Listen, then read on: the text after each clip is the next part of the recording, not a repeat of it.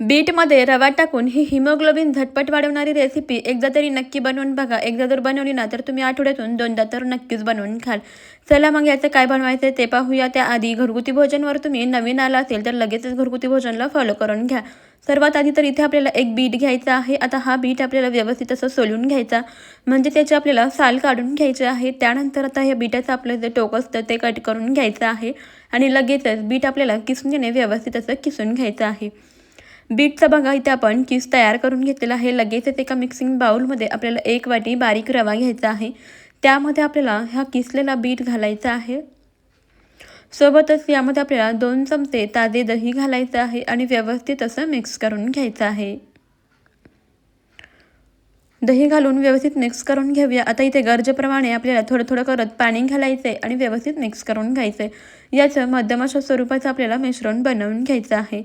मिश्रण तयार झालं. आता यावरती झाकण ठेवून 10 मिनिटाकरता आपण हे साईडला ठेवून देऊया, जेणेकरून यामधला रवा आहे तो व्यवस्थित असा भिजेल.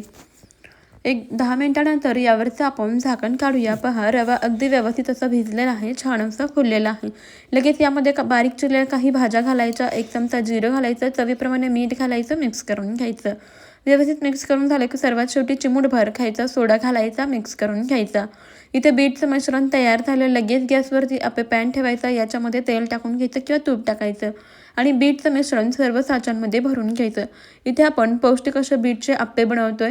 बऱ्याच वेळा लहान मुलांना तुम्ही बीट असं खायला दिलं तर ते खात नाहीत किंवा मोठे लोकंसुद्धा सॅलडमध्ये बीट खात नाहीत, तर त्यांना बीटपासून ही पौष्टिक अशी रेसिपी बनवून खायला घालायची. चवीलासुद्धा जबरदस्त लागते आणि याचे फायदेसुद्धा भरपूर आहेत. आता यावरती झाकायचं आणि मध्यम गॅसवरती याला व्यवस्थित भाजून घ्यायचं. एक 4 मिनिटानंतर यावरती झाकण काढायचं, वरच्या बाजूने थोडंसं तेल सोडून घ्यायचं आणि आप्पे पलटवून घ्यायचे. सर्व आप्पे पलटवून घ्यायचे आणि दुसऱ्या बाजूने सुद्धा व्यवस्थित भाजून घ्यायचे. अलटीपलटी करून हे आप्पे आपण दोन्ही बाजूनी व्यवस्थित असे भाजून घ्यायचे आहेत. लहान मुलांना तुम्ही टिफिनसाठी सुद्धा हे बीटचे आप्पे देऊ शकता. अगदी दिवसभर मऊ लुसलुशीत राहतात.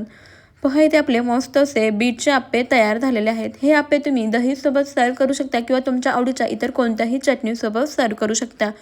आप्पे पहा, अगदी मऊ लुसलुशीत आणि जाळीदार असे झालेले आहेत. आतमध्येपर्यंत व्यवस्थित शिजलेले आहेत, छान जाळीदार झालेले आहेत. तुम्ही सुद्धा हे बीटचे आप्पे नक्की बनवून पहा. रेसिपी कशी वाटली कमेंटमध्ये कळवा आणि घरगुती भोजनला फॉलो करा.